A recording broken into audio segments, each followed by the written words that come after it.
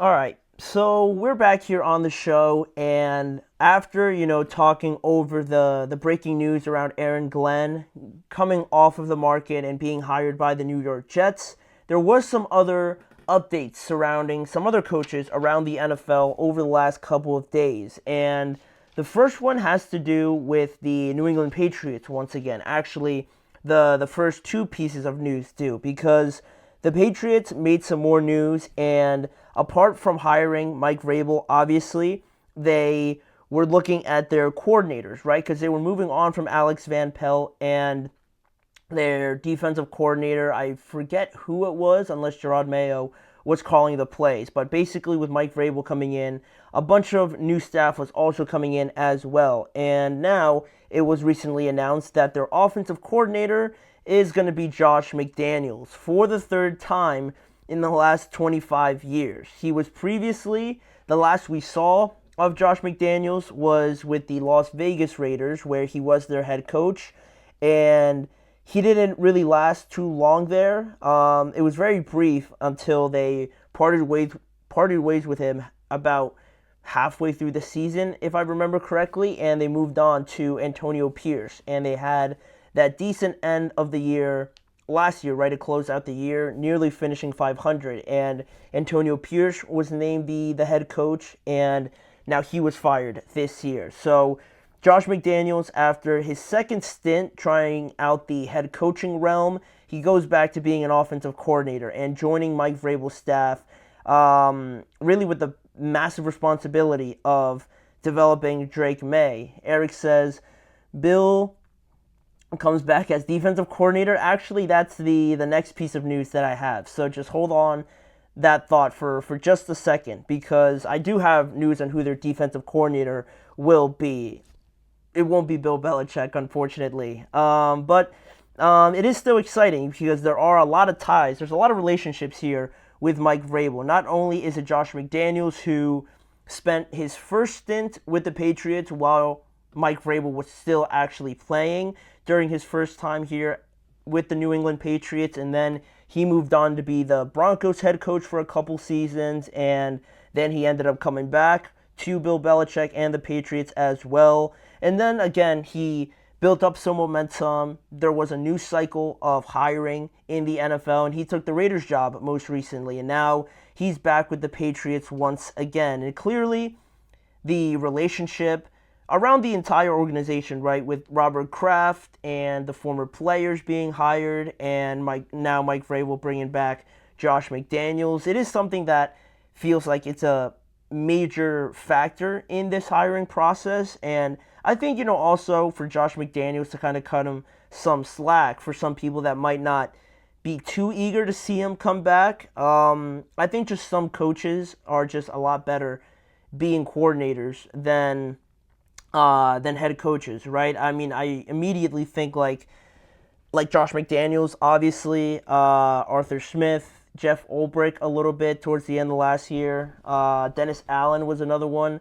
I think some coaches, just suit the role of coordinator most of all, and there's nothing wrong with that. But I think that sort of explains also, the hiring of Josh McDaniels once again. And I mean, I don't mind it overall, but again, I thought Alex Van Pelt did a decent job with Drake May, and, to switch over to another offensive coordinator seems, counterintuitive, right? That's what everybody says you shouldn't do, but I do understand with Mike Vrabel coming in and them starting a new regime over there in New England. I do accept the move, but, they seem to have a lot of confidence in Josh McDaniels to continue the job of developing him. So it's still in the very early stages. So overall, I mean, they got time on their hands. It's not like they got to be, in the conference championship, this upcoming year, like Jaden Daniels is this year. So they got time. They got time to iron things out. And not only did the Patriots make a move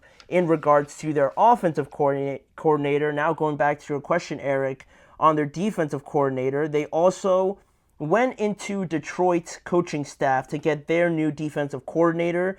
They are hiring Terrell Williams as their new DC. He was the Lions defensive line coach this past season, and Terrell Williams has also a connection to Mike Vrabel. Both of them worked together in Tennessee from 2018 to 2023. Mike Vrabel is said to be very fond, has a lot of high praise for Terrell Williams, and he wanted to bring him in to be part of his staff. And now they're together once again in New England, and he is the defensive coordinator now, not just the defensive line coach, but defensive line is clearly something that he has a lot of experience in. You think of the guys that he's worked with, like Jeffrey Simmons, Aiden Hutchinson, Aleem McNeil this year, had a nice year for himself.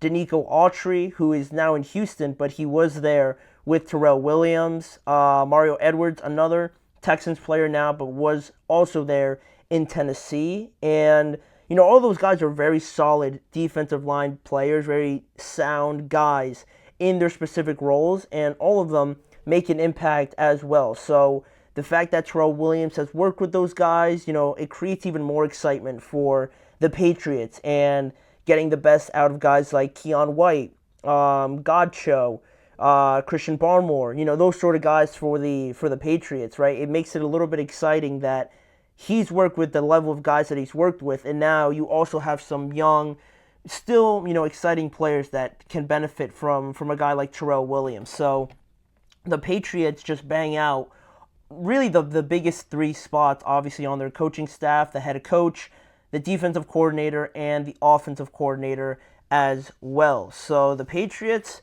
being proactive with their hirings, they're getting through it pretty quickly and pretty effectively. And the last thing, or actually the second to last thing I will mention here is on the topic of offensive coordinator.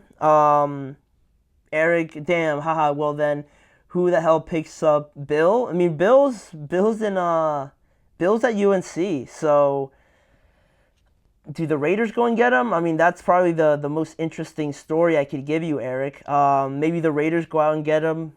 Tom Brady there. They're still looking for a head coach. Do you really want to bring in like Mike McCarthy after the year he had, or Robert Saleh? I mean, I don't want to bash them or anything, but it felt like they really wanted Ben Johnson, and now that they can't get him, it feels like they're in a weird spot right now, right? And they got a lot of pressure too, obviously. So maybe the biggest and most intriguing storyline could be like Bill going to Las Vegas, or maybe heck, they get like Deion Sanders or something, right? That's always something that people aren't going to stop talking about. So we'll see. I mean, Bill's got that buyout clause in his contract, so if anybody really wants to go get him, they could go pay UNC that money and try to convince Bill Belichick to join their team. But for right now, he is the UNC head coach, as far as we know. But going back to the NFL a little bit, today ESPN reported that the Buccaneers offensive coordinator Liam Coen has removed himself also from the Jaguars head coaching list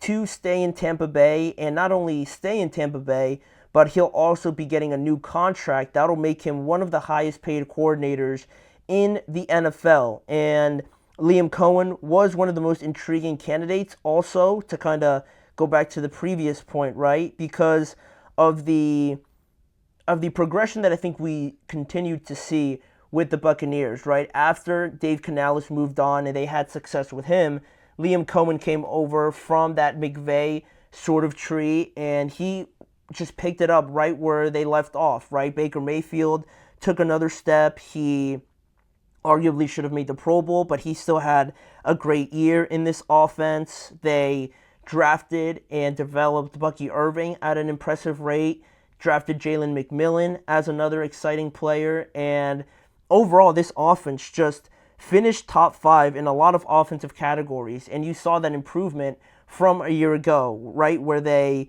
were 23rd in total offense last year, and they finished 3rd in total offense this year. They were 20th in scoring offense last year, and they finished 4th this year. In rushing offense, they were dead last year, and this year they were top 4. In passing offense, same thing. They finished as a top 3 team in that category, where last year they were 17th. And red zone offense, they were near the bottom as well. They were 30th in red zone offense last year, and this year they were number 4. And third down offense, to close it out, they were 10th last year in third down offense, and now this year they were the best team in terms of, third down and converting and being as efficient as possible on third down. All a product and a major contribution from Liam Coen as well. So I thought he did a well enough job to definitely deserve a head coaching opportunity, but I still like him staying there. On top of all else, right, if nothing else really spoke to him, being there and continuing that relationship with Baker and Mike Evans as well, with Jalen McMillan, Bucky Irving, exciting young players, and how they were able to use a multitude of running backs as well, I think is super exciting and a big relief for Bucs fans, right? Because they now know they're going to have that stability going into next year as well. And they're only going to get better, right? Because you'd like to bring back Chris Godwin. I think that would be huge for them. But in case that he does move on, you have a steady system in there with Liam Coen not going anywhere. So that's pretty much all the updates we have on the coordinators that were hired and, some just the latest news around that. And I'm sure we're going to get more as we move on because things are moving pretty quickly. Teams are picking off coaches one by one, and you don't want to be the last one with just nothing left to speak of, right? You don't want to be the last one with nothing left. So I expected to pick up a little bit more as well as we go into the weekend. But speaking of the weekend, we're obviously going to talk about something surrounding the conference championship games. And in the next segment, we're going to bring up the Bills and the Kansas City Chiefs game. Really focusing on the Bills and just asking a simple question. Is this their best chance of beating not only the Chiefs, but making it to a Super Bowl for the first time in Josh Allen's career? Do they have what it takes to do that? We're going to answer that question when we return. Looking for